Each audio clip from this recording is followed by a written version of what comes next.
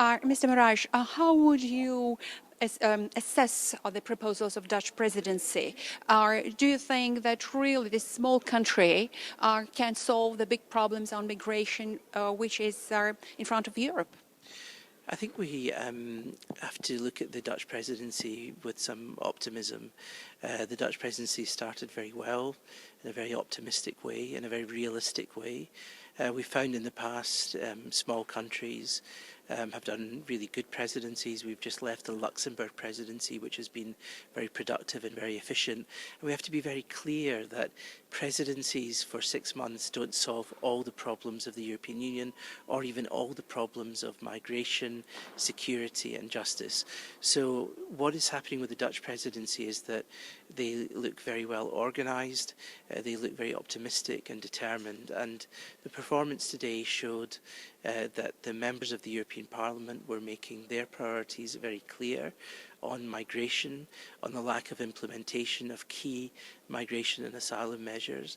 And the Dutch presidency, I think, were very clear that they wanted to work extremely hard to ensure that all the legislative files, not just on migration and security, but on civil law and criminal law, are managed, as we did within the 6-month Luxembourg presidency, but that the big political questions, migration, the asylum crisis, the issue of anti-terrorism, the balance between tackling terrorism and protecting civil liberties on the other side, that these big questions, along with Schengen and ensuring that Schengen is protected as a key element of the European Union on the one hand, but is flexible enough to ensure that we cope with the challenges of the refugee crisis.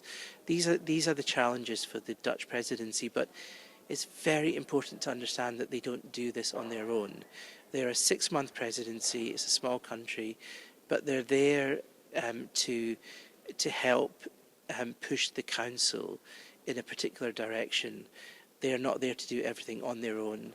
We in the Parliament are a partner in this, and they are there to do a particular job. And I'm very optimistic that they will do a good job.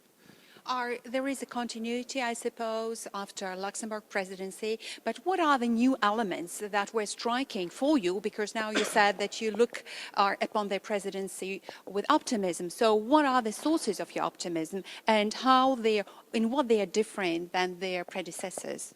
I think my optimism is based on the fact that people see the Dutch presidency as a can-do presidency, that the administration is very able, is very active.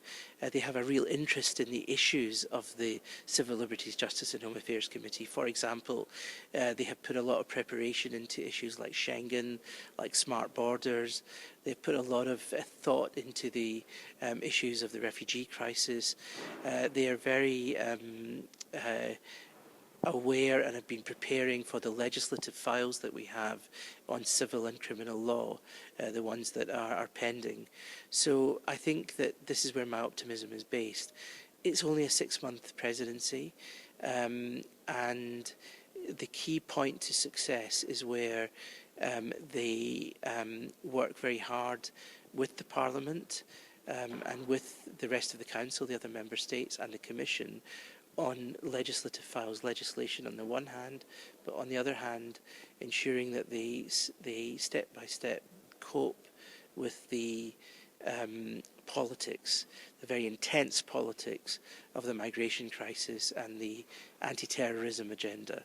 That is a very tough thing to do, but on the evidence of the ministers who have come and the team that we saw, I'm very confident that they will have the determination to do that. It's a very tough time to deal with justice and home affairs in the European Parliament.